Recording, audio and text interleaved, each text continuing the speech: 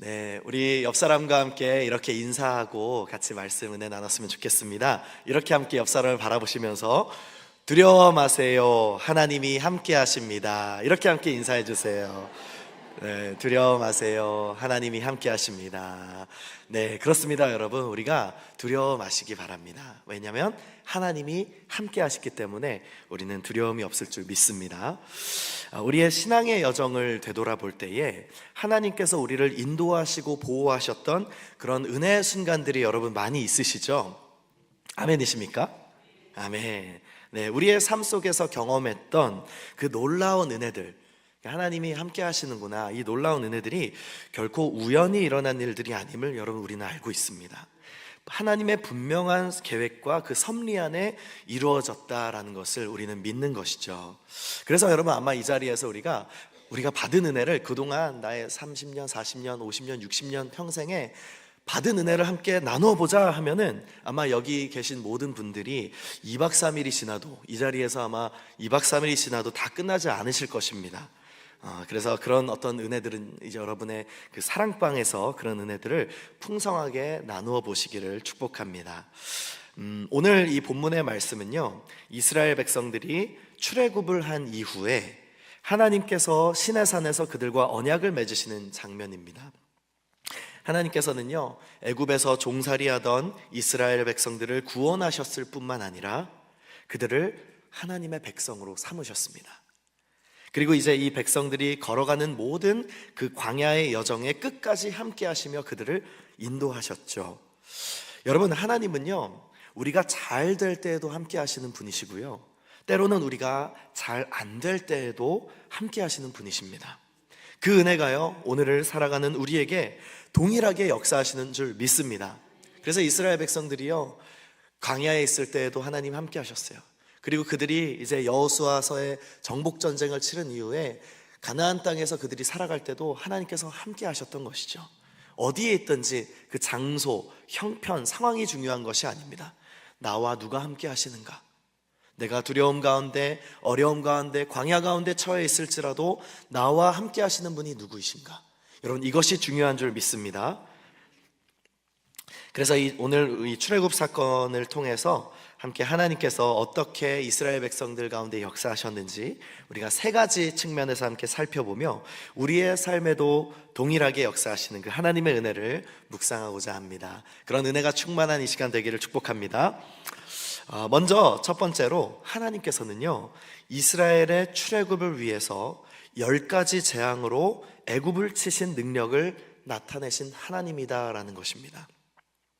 여러분, 이스라엘 백성들이 애굽에서 400여 년 정도 이제 종살이를 할 때 하나님은 그들의 고통과 아픔을 들으시고 응답하셨습니다. 그리고 모세를 보내셔서, 바로에게 보내셔서 내 백성을 보내라 라고 명령하시게 하시죠. 그러나 하나님이 미리 말씀하셨던 것처럼 이 바로는 어땠죠? 마음이 완악했습니다. 그래서 더 마음이 완악해져서 하나님의 그 명령을 거절하고 오히려 이스라엘 백성들에게 더 어려운 노동과 더 어려운 괴로움을 주고 힘들게 고통을 더 가중시키는 그런 모습들을 보게 됩니다. 바로 그때 하나님께서 애굽에 10가지 재앙을 내리심으로 강력한 하나님의 능력을 나타내십니다. 여러 가지 재앙들이 있었어요. 나일강이 피로 변하는 그런 어떤 이적을 행하기도 하시고, 그리고 개구리, 또 파리, 메뚜기, 흑암, 우박, 이런 수많은 어떤 재앙들을 통해서 하나님께서 그 애굽을 치십니다. 여러분, 애굽 사람들에게 가장 숭배받던 신이 그 태양신이 있었는데 그 태양신마저도 하나님께서 흑암으로 가려버리신 겁니다. 그런데 여러분, 신기하게도 하나님은요, 이 재앙들을 자신의 백성, 그 이스라엘 백성들에게는 그 재앙이 내리지 않도록 보호하신 장면들을 우리가 이 출애굽기를 통해서 볼 수 있습니다. 여러분, 그래도 바로가 움직이지 않자 하나님은 이제 마지막 10번째 재앙으로 무엇을 준비하셨죠? 그렇죠, 10번째 그 무서운 재앙을 준비하셨는데, 태어난 모든 처음 것들을 다 죽이시는 장자의 죽음이었습니다. 여러분, 이 장자의 죽음은요, 그 고대 근동의 그 세계관 가운데 처음 것을 의미하잖아요. 장자는요, 그 모든 것을 의미하는 거였어요. 그 가정의 장자, 그 장자를 친다라는 것은 그 가정을 끝장냈다는 의미입니다. 그러면 애굽의 모든 장자를 다 치셨다는 것은 애굽을 끝장냈다는 의미를 담고 있는 거예요. 애굽 왕이라고 해서 이 재앙을 피해갈 수는 없었습니다. 애굽 사람들에게 이 바로 왕이 신으로 추앙을 받고 있었거든요. 그 바로 왕마저도 하나님의 능력 앞에 무너지게 되는 것을 보여주시는 장면이 하나님께서 이 애굽을 치시는 그 10가지 재앙 안에 나타나고 드러내는 그 장면이다라는 것입니다. 여러분, 모든 죽음과 사망의 모든 권세도 하나님께 속해 있다는 것을 드러내셨다라는 것입니다. 여러분, 결국 이 심판들은요, 애굽 사람들이 섬기고 있었던 그 모든 신들을 무력화시키는 하나님의 그 심판이었다는 것을 우리가 볼 수 있는데요. 그러니까 무엇이죠? 이게 주시는, 우리에게 말씀하시는 메시지가 무엇일까요? 하나님 앞에 그 누구도 대적할 수 없다라는 것을 하나님께서 드러내시는, 그 놀라운 능력을 드러내시는 성경의 본문이다라는 것입니다. 그런데 여러분, 하나님께서 마지막 이 10번째 재앙을 내리시기 전에 이 무서운 재앙에서 살아남을 수 있는 유일한 방법을 가르쳐 주셨죠. 이스라엘 백성들에게 말씀하시기로 어린 양을 잡아서 그 피를 문설주와 문지방에 바르면 하나님이 보내시는 그 죽음의 사자가 그 피를 보고 그 집을 재앙을 내리지 않고 넘어갈 것이다. 이 말씀을 하나님께서 주십니다. 그러니까 어린 양이 피 흘려 죽음으로 원래 이스라엘에게도 내려져야 할 그 심판이 넘어가게 되는 것이죠. 여러분, 이것은 장차 오실 예수 그리스도의 그 보혈을 예표하는 사건이었습니다. 여러분, 우리가 이렇게 살아가다 보면 여러분도 아마 주변에 이웃들, 또 옆집 엄마, 옆집 아빠 이렇게 여러분 만나시면서 생활하시다 보면은 교회 많은 사람들이 이제 질문하고 물어볼 거예요. 교회 다니는 사람들은 자꾸 예수 믿으라고 하는데 여러분, 그 의미가 뭘까요? 예수님 믿으세요. 예수님 믿으세요. 이 의미가 무엇일까요? 예수님 믿으면 인생이 잘 풀린다는 의미일까요? 시험에도 다 합격하고 사업도 잘 되고 번창하고 인생이 막 형통해진다는 그런 의미일까요? 여러분, 그렇지 않습니다. 그러면 또 어떤 의미일까요? 예수님을 믿는다는 것은 단순히 어떤 훌륭한 인간인 그 예수의 선함과 도덕적인 어떤 삶을 본받으라는 그런 의미일까요? 여러분, 그것도 아닙니다. 그런 해석은요, 너무나 인본주의적인 관점에서 바라보는 것입니다. 물론 우리가 예수님을 닮아가야죠. 그런데 그것을 우리의 힘으로 그게 가능합니까? 그렇지 않아요. 성령께서 우리 안에 내주하실 때 우리를 성화시켜 가시는 그 은혜 가운데 우리가 주님을 닮아가는 것이죠. 하나님께서 주시는 은혜인 줄 믿습니다.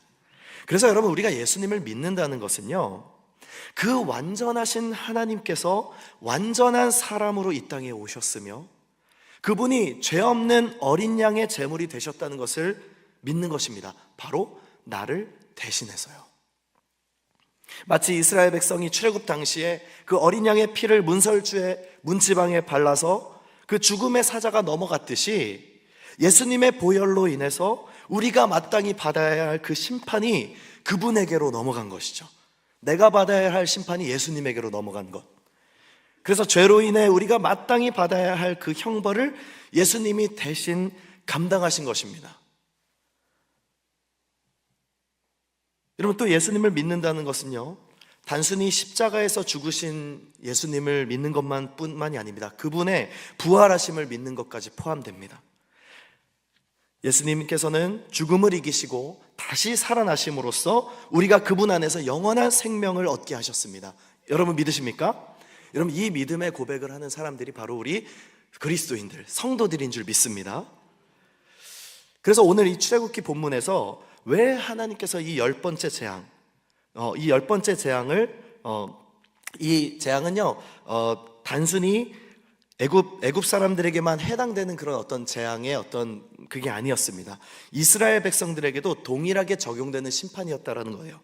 왜냐하면 우리 모두가 다 죄인이기 때문에 그렇습니다. 그런데 하나님께서는 그 재앙을 피하고 넘어갈 그 어린 양의 피를 통해서 우리의 생명을 구원하실 그 길을 열어주셨다라는 것입니다. 바로 우리 예수 그리스도를 예표하는 이 사건을 통해서 인류의 구원자로 오실 주님을 우리에게 나타내고 드러내신 줄 믿습니다. 여러분, 오늘 우리의 삶에도요, 얼마나 애굽에 다양한 신들이 존재하는지 모릅니다. 이게 죄인들의 어떤 그 본성이죠. 죄된 우리의 본성입니다. 다 우리 마음의 중심에서 큰 싸움을 벌이고 있습니다.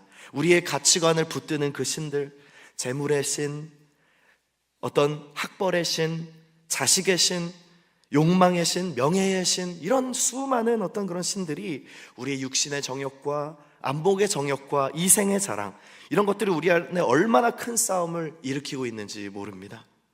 그러니까 수많은 세상의 그 가치와 소리들이 우리를 크게 흔들어 놓을 때가 너무나 많다라는 것입니다. 여러분, 하나님을 대적한 이 애굽의 신들은요, 바로 그런 것들을 우리에게 보여주는 거예요. 요즘 여러분은 어떤 메시지에 흔들리고 계십니까? 세상이 제시하고 있는 그 신들 앞에 어느 영역에서 여러분 두려움을 느끼고 계시나요?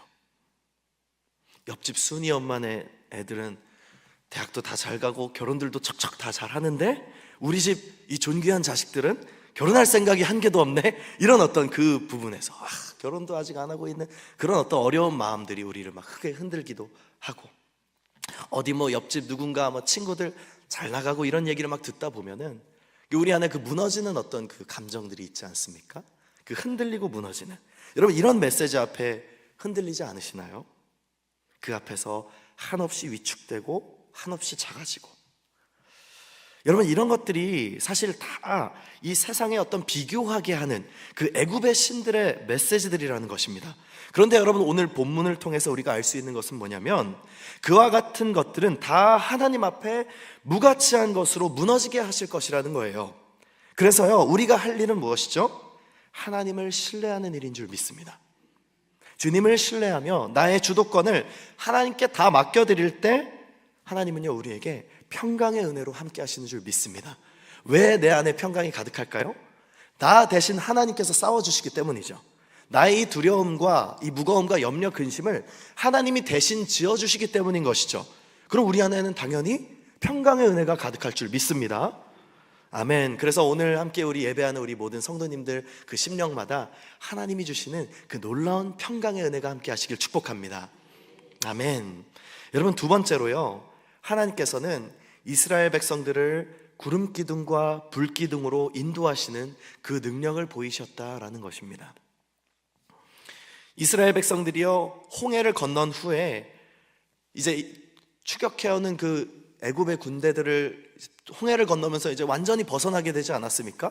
그 애굽으로부터 완전히 벗어나게 되면 어떻습니까? 거기 이제 출애굽기 15장 보면 이제 모세의 노래, 미리암의 노래 막 찬양하고 하나님을 찬양해요.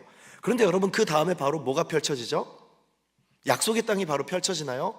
그렇지 않습니다. 광야가 펼쳐지죠. 광야가. 출애굽을 한 이후에 광야가 나타나는 거예요.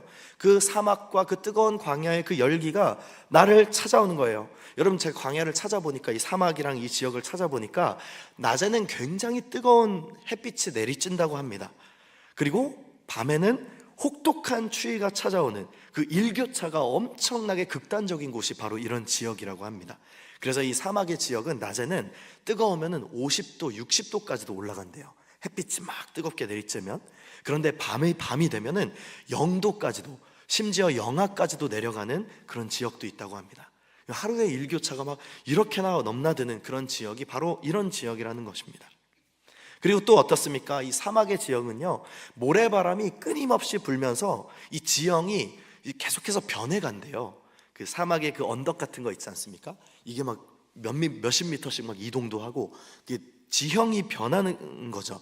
지형이 변해버리기 때문에 길을 찾기가 매우 어렵다고 합니다.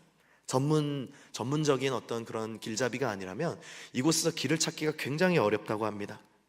여러분, 그런데 이 이스라엘 백성들, 애굽에서 400년 동안 종살이하고 무슨 사막에 대한, 광야에 대한 지식이 있겠습니까? 그곳에 나와가지고 이제 살아가야 되는데, 이런 사람들 다 아마추어 같은 사람들, 전문가가 한 사람도 없어요. 그러면 이 광야에서 그 수많은 사람들이 어떻게 살아갈 수가 있을까요? 그럴 수 없을 것입니다. 그들의 힘으로는요, 단 하루도 버티기 힘들지 모릅니다. 그런데 그때 하나님께서는요, 낮에는 무엇을 보내시죠? 구름 기둥을 보내셔서 그리고 밤에는 불기둥으로 이스라엘을 인도하셨다라고 기록하고 있습니다. 우리 출애굽기 13장 21절 22절 말씀을 우리 같이 함께 한번 읽어보겠습니다. 시작.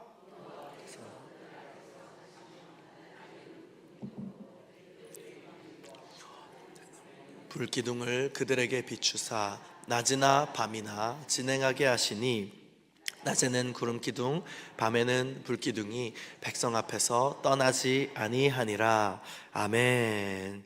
이 구름기둥이요, 그 광야의 그 뜨거운 태양의 그 어떤 그것부터 태양을 가려주었고 시원하게, 그리고 불기둥은 뭐죠? 밤에 그 추위를 막아주면서 이들의 길을 비추어 주었다라는 것을 알 수 있습니다. 그리고 또 이 애굽 군대가 막 쫓아왔을 때 이 하나님께서 이 구름기둥 불기둥을 이스라엘 백성 진영의 후미로 보내세요. 후미로 확 보내서 그 추격해오는 애굽의 그 군병들을 막아서시는, 그들을 혼란스럽게 하고 막아서시는 그런 장면도 성경에 기록되어 있습니다. 그러니까 이스라엘 백성들을 뜨거운 열기로부터 시원하게 보호하시고 추위로부터 따뜻하게 보호하고 인도하시는 것을 넘어서 이들의 어떤 그런 군사적인 위험에서도 그들을 보호하시고 지키시는 하나님의 놀라운 은혜가 있었다는 것을 볼 수 있습니다. 여러분, 하나님은요, 오늘날에도 결코 변치 않으시고 동일하신 하나님이신 줄 믿습니다. 예수님을 영접함으로 구원함을 받은 자들에게 이제 그 마음속에 성령 하나님께서 내주하시면서 함께 하시면서 영원히 떠나지 않으시는 것입니다. 하나님의 소유가 되었기 때문에 그렇습니다. 우리가 하나님의 소유가 된 것이죠. 그러니 우리가 어디를 가든지 무엇을 하든지 우리 주님이 함께 하시며 도우시는 줄 믿습니다. 우리가 때때로 인생의 걸음을 걸어가다 보면 앞이 보이지 않고 어디로 가야 할지 너무나 막막할 때가 있습니다. 또 추격해오는 그 바로의 군대처럼 우리의 삶의 어떤 그 숨통을 옥죄어오는 그런 수많은 고난들도 다가옵니다. 때때로 우리가 이해할 수 없는 그런 길을 걷게 하실 때도 있습니다. 그러나 여러분, 그곳에서도 하나님은 우리와 반드시 함께 하시는 줄 믿으십니까? 아멘. 사막에서도, 광야에서도, 사망의 음침한 골짜기에서도 우리를 인도하시고 보호하시는 주님이신 줄 믿습니다. 그래서 질병의 문제가 우리를 힘들게 할 때, 사랑하는 가족들과의 그 관계의 문제가 우리를 힘들게 할 때, 어떤 경제적인 어려움으로 이번 한 달을 살아내기가 너무나도 두려울 때, 마치 모래폭풍처럼 몰려오는 온갖 고난과 시련 속에서도 우리 하나님이 함께 하시기에 결코 우리의 마음의 평강을 빼앗을 수 없을 줄 믿습니다. 제가 대학 때 친하게 지냈던 한 시각장애를 가진 그 친구가 있습니다.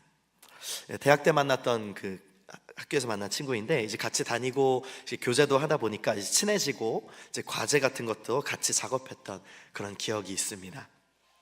이 친구가 선천적으로 날 때부터 선천적으로 시각장애를 가지고 평생을 살아왔던 그런 친구였습니다. 제가 그 친구를 통해서 처음 알았어요. 우리 대한민국에서 공인되는 이 스포츠 마사지사 그 공인되는 자격증 있잖아요. 이 자격증은요, 시각장애를 가진 사람들만 취득할 수 있다고 합니다. 이게 법으로 그렇게 돼 있대요. 시각장애인들을 좀 보호하는 어떤 차원에서 그 공인되는 자격증을, 나라에서 하는 자격증을 그렇게만 할 수 있다고 합니다. 지금은 뭐 법이 바뀌었는지 제가 잘 모르겠지만, 그래서 그 친구도 이제 맹학교에 다닐 때, 어렸을 때 맹학교를 다닐 때 학교에서 그 마사지자 자격증을 취득하는 쪽으로 이제 모든 거기 있는 학생들을 다 교육하고 그렇게 했다고 합니다. 그런데 하나님께서는요, 이 친구에게 독특한 재능을 하나 주셨는데, 그게 뭐였냐면 바로 음악이었습니다. 이 친구에게 주신 그 음악이라는 재능과 달란트가 있었어요. 그 절대음감을 가진 친구였어요. 피아노를 또 정말 잘 치는 친구였습니다. 제가 봤을 때 저희 과 동기들 중에 가장 피아노 연주를 잘하는 친구였습니다. 이 친구가 이제 모태신앙으로 자랐다고 하는데 신앙도 있는 친구였죠. 여러분, 절대음감이 혹시 뭔지 아십니까? 아마 절대음감이 잘 뭔지 실감이 안 나시는 분들이 계실 수 있어서 제가 쉽게 어떤 게 절대음감인지 여러분 이해를 돕기 위해서 한번 말씀드려 보겠습니다.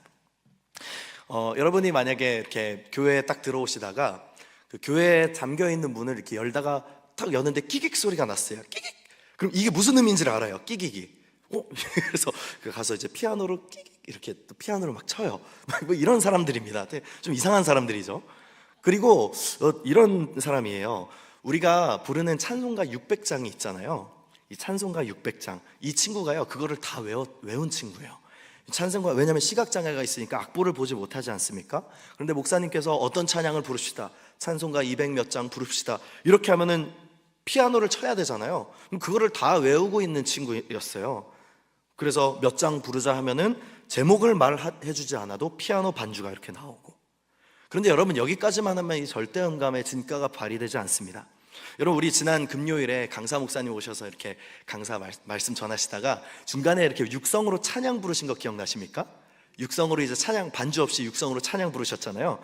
그러면은 이 친구가 피아노 앞에 앉아 있다가 그 육성으로 부르시는 목사님의 그 조성을 다, 음높이와 조성을 파악해서 바로 반주가 나옵니다. 그 목소리의 음높이에 똑같은 반주를 바로 시작하는 거예요. 대단한 친구였습니다. 저 그런 친구 처음 봤습니다. 그래서 어떤 찬송가를 해도 다 치는 거죠. 굉장하죠. 그래서 우리 과의 화제의 인물이었거든요. 지금 그 친구 이제 소식도 이렇게 SNS를 통해서 종종 보는데, 이제 결혼도 잘하고 또 목사 안수를 받아가지고 이제 목회자로 사역하는 소식들을 제가 이렇게 또 보고 있습니다. 참 감사하죠. 여러분, 혹자는 말할지도 모릅니다. 시각장애가 있으니 인간적인 기준으로, 이 사회적인 기준으로 화를 당했다고 말하며 많은 기대를 하지 않은 이 세상에 관점이 있을 것입니다. 아마 그 친구도 그런 어떤 상처와 아픔으로 그동안의 삶을 살아왔을지도 모르죠.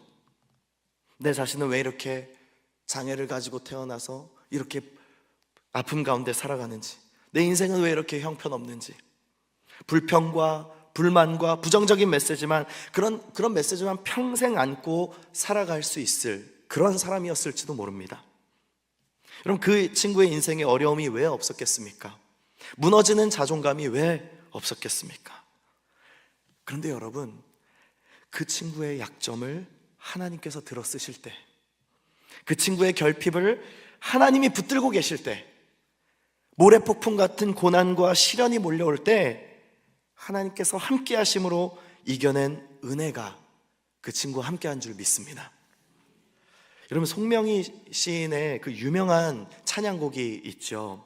공평하신 하나님이 나 남이 가진 것 나 없지만 공평하신 하나님이 나 남이 없는 것 같게 하셨네. 이 송명희 시인의 굉장히 유명하고 우리의 마음을 또 은혜 가운데 따뜻하게 해주는 그런 귀한 고백이 담긴 찬양입니다. 여러분, 우리의 삶이요, 세상의 것들, 이 애굽 신들이 주는 그 가치관과 그 세상의 것을 끊임없이 우리에게 요구하는 그 신들의 어떤 그 메시지로 우리를 비교하게 되면요, 우리는 다 무너지게 돼 있습니다. 다 무너지고 비교하고 다 한없이 작아지고 위축되고 생명을 앗아가 버릴 정도로 그런 어떤 그 악한 애굽의 그 신들이 우리를 공격하고 우리를 혼란스럽게 합니다. 그런데 우리 하나님 어떤 분이십니까? 그 모든 신들을 다 무력화시키시는 하나님이세요. 우리를 그분의 자녀 삼으셨다고 말씀하십니다. 그래서 우리의 있는 모든 그 두려움과 염려와 근심, 걱정을 여러분 하나님께 내어 맡겨드리시기를 축복합니다. 뜨거운 광야의 그 태양에 우리가 너무 힘들어서 탈진하지 않도록 우리를 구름 기둥으로 보호해 주신다고 하셨어요. 차가운 광야의 그 밤의 추위로부터 해를 입지 않도록 불기둥으로 우리를 보호해 주시는 것입니다. 위험으로부터 우리를 지키시고 우리가 어디로 가야 할지 그 길을 지도하시는 분이 바로 우리 하나님이신 줄 믿습니다. 여러분, 그래서 바라기는 우리를 인도하시고 보호하시는 하나님이 영원히 떠나지 않고 함께 하신다는 사실을 여러분 믿으시며 우리에게 주어진 오늘 하루를, 또 이번 한 주를 승리하며 살아내시는 모든 성도 여러분들 다 되시기를 축복합니다. 마지막 세 번째로, 하나님은요 만나와 메추라기를 보내셔서 그 백성들을 먹이시는 능력을 나타내셨다라는 것입니다. 이 광야에서의 생활이 어땠을까요? 쉽지 않았겠죠. 생각만 해도 참 어렵고 쉽지 않았을 것입니다. 우선 먹을 것이 없습니다. 광야는 또 물도 부족한 곳이 이 광야였습니다. 그래서 이스라엘 백성들이 끊임없이 모세에게 불평하고 우리에게 물을 달라, 고기를 달라, 파와 부추와 마늘과 양파를 달라, 우리 애굽에서 많이 먹었다. 그래서 이런 얘기를 막 하면서 불평하지 않습니까? 그래서 이 이스라엘 백성들이 때로는 애굽에서 종살이하던 그 시절까지 그리워하기 시작했습니다. 여러분, 이 애굽을 추억하는 그들의 태도는요, 우리 하나님께서 기뻐하지 않으셨어요. 애굽은 어떤 땅입니까? 사망과 이 사망 권세의 땅, 멸망의 도시를 상징하는 땅인데 생명 얻은 자들이 거기를 다시 추억하고 있다? 여러분, 이거는 말도 안 되는 일이기 때문인 것입니다. 그럼에도 불구하고 이들의 끝없는 불평과 불만과 그 불순종에도 불구하고 하나님은 이들의 필요를 아셨어요. 그래서 매일 아침마다 만나를, 매일 저녁마다 메추라기를 보내주시면서 그들을 먹이시고 입히십니다. 여러분, 하나님께서 이 만나를 주시는데요, 이 만나에는 참 특이한 게 있습니다. 이 아침이 되면요, 아침 새벽이 되면 이제 동트기 전에, 그때가 되면은 이스라엘의 그 진영 저녁에 하얗고 둥글둥글한 이 만나가 샥 내려왔다고 이제 합니다. 그런데 해가 뜨기 시작하면 그 햇살에 다 사그러졌다고 이제 기록하고 있어요. 그래서 이제 만나가 사라지기 전에 빨리 아침에 일찍 일어나서 그 하루의 분량을 이제 우리 가족들이 먹을 아침, 점심, 저녁 그 하루의 분량을 다 이제 거두어야 하는 것이 이 만나의 이야기입니다.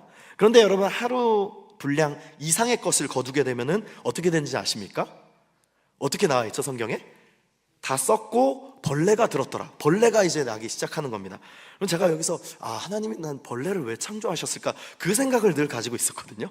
하나님이 왜 아름다운 것들만 창조하셨으면 좋았을 텐데, 제가 바퀴벌레를 참 싫어하는데 왜 벌레를 창조하셨을까? 이런 생각을 했었는데, 그렇구나.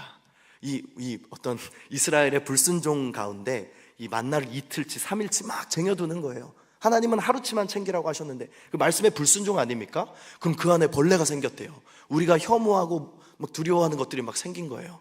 그런 어떤 의미로서 하나님께서 또 모든 것을 적당한 때에 지으신 것이 아닐까, 이런 생각을 해본 적이 있습니다.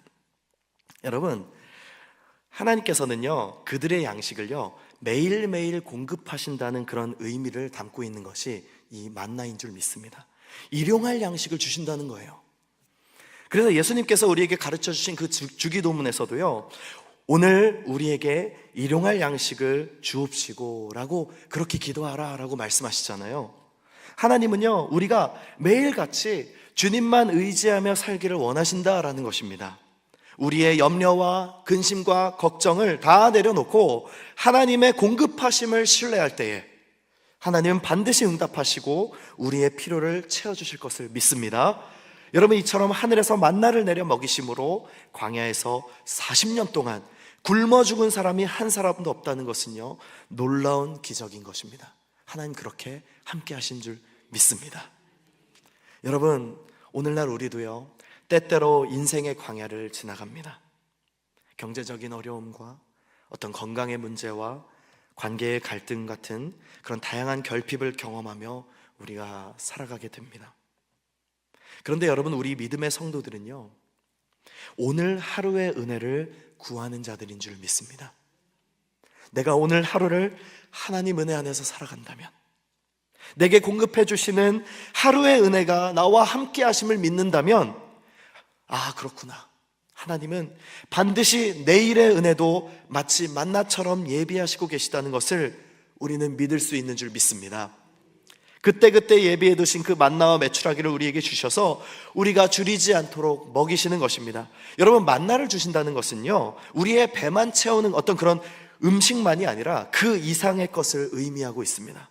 하나님이 나를 너무나 사랑하시기 때문에, 우리 가정을 너무너무 사랑하시기 때문에 값없이 베푸시는 하나님의 은혜가 날마다 끊이지 않고 함께 하신다라는 것입니다. 그래서 우리의 모든 소산도, 우리의 모든 재능도, 능력도, 물질도, 우리에게 교제하게 하시는 모든 그 관계들도 다 하나님께서 우리에게 은혜로 주신 것들이기 때문에 우리는 오늘 하루를, 또 내게 주어진 이 하루를 그 상황에 충실하며 더 감사함으로 살아낼 수 있을 줄 믿습니다. 그렇게 가나안 땅에 들어가기까지 광야에서 40년이나 안전하게 보호하시며 인도하신 그 하나님께서 오늘도 우리를 그렇게 사랑하시고 우리의 비어진 곳간을, 우리의 허덕이는 그 인생을 채우시고 위로하시고 함께 하시는 줄 믿습니다. 여러분, 그러니 모든 두려움과 염려와 근심 걱정을 다 예수님 앞에 내어드리시기를 축복합니다. 우리 주님 말씀하셨습니다. 마태복음 11장 28, 30절 함께 읽겠습니다. 시작. 수고하고 무거운 짐진 자들아, 나는 마음이 온유하고 겸손하니 나의 멍에를 메고 내게 배우라. 그리하면 너희 마음이 쉼을 얻으리니 이는 내 멍에는 쉽고 내 짐은 가벼움이니라 하시니라. 아멘. 주님이 우리와 함께 하시며 이렇게 돌보심을 믿습니다. 그래서 그렇게 평강의 은혜로 승리하시는 우리 모든 성도님들 되시기를 축복합니다. 말씀을 정리하겠습니다.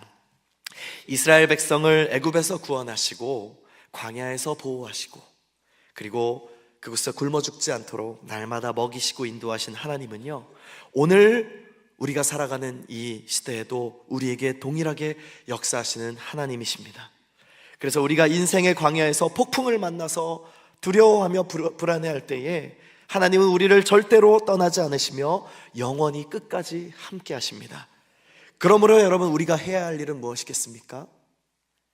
하나님의 인도하심을 신뢰하는 것입니다. 그분의 변치 않는 그 말씀에 우리의 인생을 맡겨드리는 것입니다. 주님의 그 말씀을 붙잡는 것인 줄 믿습니다. 우리 시편 146편 5절 말씀을 함께 읽겠습니다. 함께 우리 자막 띄워주시면 시편 146편 5절의 말씀, 자막이 없나요?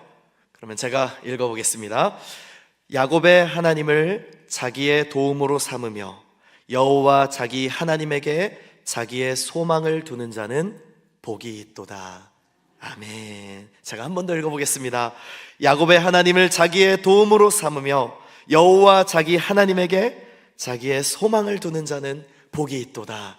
아멘. 바라기는 우리의 걸음을, 우리의 가정의 걸음을, 우리 교회의 걸음을 여기까지 인도하신 그 에베네셀의 하나님을 의지하시기를 축복합니다. 하나님 앞에 마음의 모든 근심을 다 쏟아내시며 오늘을 살아갈 만나의 은혜를 주시는 나의 하나님과 함께 동행하시는 그런 복된 은혜의 하루 되시기를 축복합니다. 아멘. 우리 함께 기도했으면 좋겠습니다.